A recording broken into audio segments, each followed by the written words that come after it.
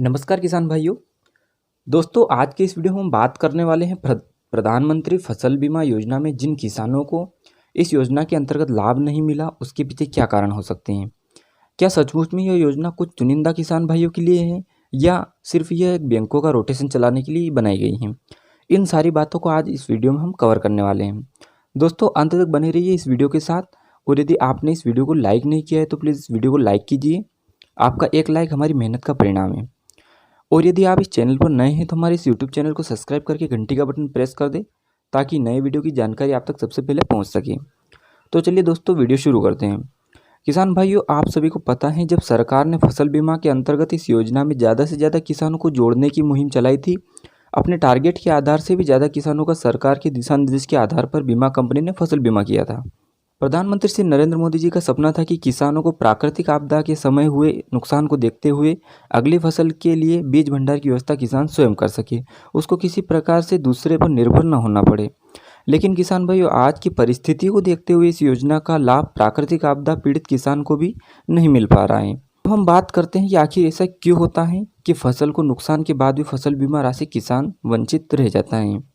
दोस्तों, इस विषय में जानकारी जुटाने से पता चला है कि किसान जब अपनी फसल को न्यूनतम समर्थन मूल्य पर बेचने के लिए सरकार के पास सिंचित रकबा के आधार पर पंजीयन करवाता है, तब सरकार पंजीयन के माध्यम से किसान का सारा डाटा समेट लेती है। आइए इस बात को एक उदाहरण के माध्यम से हम समझते हैं। एक किसान ने गेहूं पंजीयन समर्थन मूल्य पर करवाया था, तो सरकार ने हेक्टेयर के आधार पर उसकी पंजीयन लिमिट पंजीयन में दर्शा दी।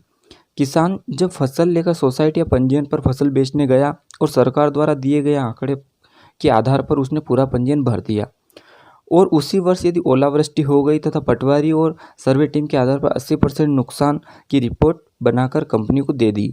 दोस्तों, यहाँ जाकर मामला बिगड़ जाता है। यहाँ गवर्नमेंट सभी आंकड़े मिलान करती है कि किसान ने पंजीयन तो पूरा भरा है और पटवारी रिपोर्ट में 80% नुकसान दर्शाया गया। किसान भाइयों, जहाँ तक मेरा मानना है कि फसल बीमा नहीं आने के कारण कहीं ना कहीं किसान खुद भी इसका जिम्मेदार है। किसान अपना पंजीयन किसी अन्य किसान को देकर अपना पंजीयन तो पूरा करवा लेता है, लेकिन सरकार के आंकड़ों में वह फसल बीमा के अंतर्गत होने वाले नुकसान से वंचित हो जाता है। दोस्तों, मैंने बहुत सारे किसान भाइयों से इस बात पर चर्चा की तो जानकारी में यही पता चला कि किसान अपना पंजीयन पूरा भरवा कर उस समय तो लाभ ले लेता है, लेकिन फसल बीमा से वंचित हो जाता है। वहीं दूसरा बड़ा कारण संबंधित क्षेत्र के पटवारी तथा राजनीतिक कारण भी इसमें देखे गए। इस बार भी बहुत से गांव इस योजना से वंचित रह गए। दोस्तों, इन समस्त प्रकार की समस्या के पीछे किसानों को अपने आप में परिवर्तन करना जरूरी हो गया है। यदि आपने बीमा प्रीमियम जमा किया और वास्तविकता में प्राकृतिक आपदा से फसल को नुकसान हुआ है तो आपको फसल बीमा मिलना अनिवार्य हो जाता है। इसलिए किसान भाइयों, आप अपना पंजीयन किसी अन्य को न दें और न ही किसी अन्य के किसान के पंजीयन में अपनी फसल को बेचें। दोस्तों, और भी कई कारण हो सकते हैं इस योजना के पीछे। आज के इस वीडियो में बस इतना सही। मिलते हैं अगले वीडियो में एक नई जानकारी के साथ। तब तक बने रहिए हमारे यूट्यूब चैनल के साथ। जय हिंद, जय भारत।